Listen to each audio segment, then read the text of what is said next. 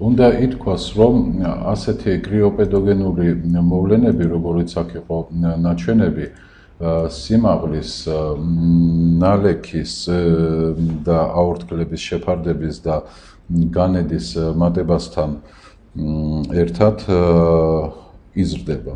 და შესაბამისად, რაც უფრო დახრილია ტერიტორია, მით მეტად მატულობს მისი მნიშვნელობა. ეს მოვლენა თუ არ ჩავთვლით ნიადაგის ზედაპირის გაყინვას, ანუ თოშების წარმოქმნას, იშვიათად გვხდება მშრალ სუბტროპიკულ მთიან უბნებში.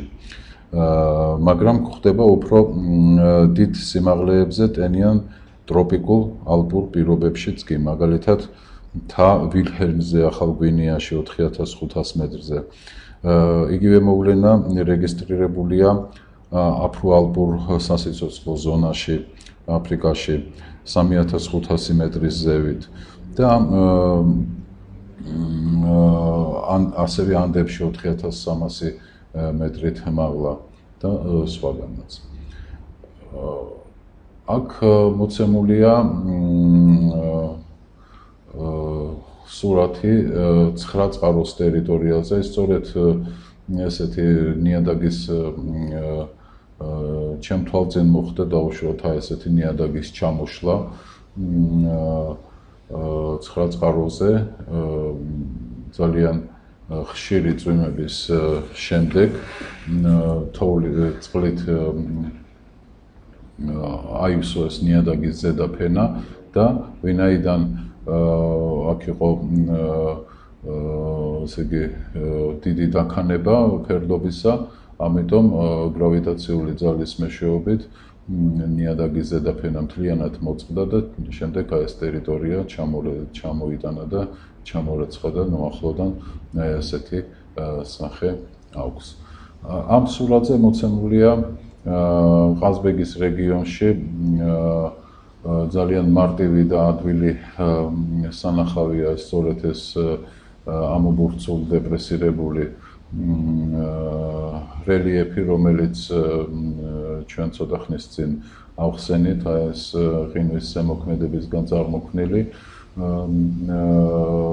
ეს მდებარეობს დიდი ფართობის მქონე მდელო, ეს არის სამების მონასტრის უკან, ამიტომ მანქანით არის ასევე ადვილად მისადგომი და თუ კი ვინმე მოხდება ყაზბეგში, მარტივად შეუძლია მივიდეს და მოინახულოს ეს ადგილიც.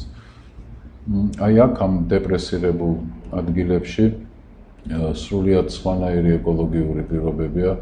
დეპრესირებულ ადგილებს ვუწოდებ აი ამობურცულებს შორის არსებულ ჩაღრმავებებს. სრულიად განსხვავებული ეკოლოგიური პირობებია და მათ იკავებს განსხვავებული მცენარეულობაც. აი მაგალითად აქ ნიადაგის ღარებში, ნახეთქებში კარგად ჩანს საკმაოდ ღრმა დაახლოებით 9 მეტრისა შეიძლება იყოს ამათი სიღრმე და მაგალითად აი ამ ჩაღრმავებებში, იმიტომ რომ იქ სხვა ეკოლოგიური პირობებია, ხეები არის გავრცელებული, ეს სამხრეთი ფერდობი, ეს ჩრდილოეთი და სამხრეთ ფერდობზე გარკვეულ ტერიტორიაზე შორს არა, მაგრამ აი რამდენიმე 10 მეტრის მანძილზე არყის ხეები იკავებენ აი ამ მიკრო ნიშებს, ანუ ამ დეპრესიებს, ჩაღრმავებულ ადგილებს.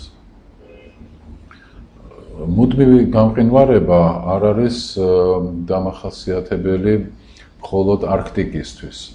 ანუ მარადიული მზრალობა, რასაც ეწოდება, არამედ ეს მაღალ მთაშიც საკმაოდ ჩვეულებრივი მოვლენაა, მაგრამ ეს იგულისხმება აქ მაღალი სიმაღლეები მთაში. მაღალ მთაში მუდმივი ყინულის საზღვარი, როგორც წესი, თან ხვდება ჯუჯულოვან მცენარეთა გავრცელების ზედა ზღვარს, ანუ იქ სადაც გარკვეულ სიმაღლეზე მთაში ნალექები უკვე მოდის მხოლოდ და მხოლოდ თოვლის სახით და ის იყინება და წარმოიქმნება ეს მუდმივი ყინულები, მუდმივი თოვლით და ამის ზევით მცენარეები ფაქტობრივად არ ცხოვრობენ. შეიძლება რამდენიმე მეტრის ან თქვათ 1 ან 2 ათეული მეტრის ზევით თუ არის გაშიშვლებული აი კლდე ამ ყინულისგან თავისუფალი, იქ შეიძლება რომელიმე მცენარე დასახლდეს. ძირითადად თან ხდება ვასკულარულ მცენარეთა გავრცელების ზედა საზღვარს.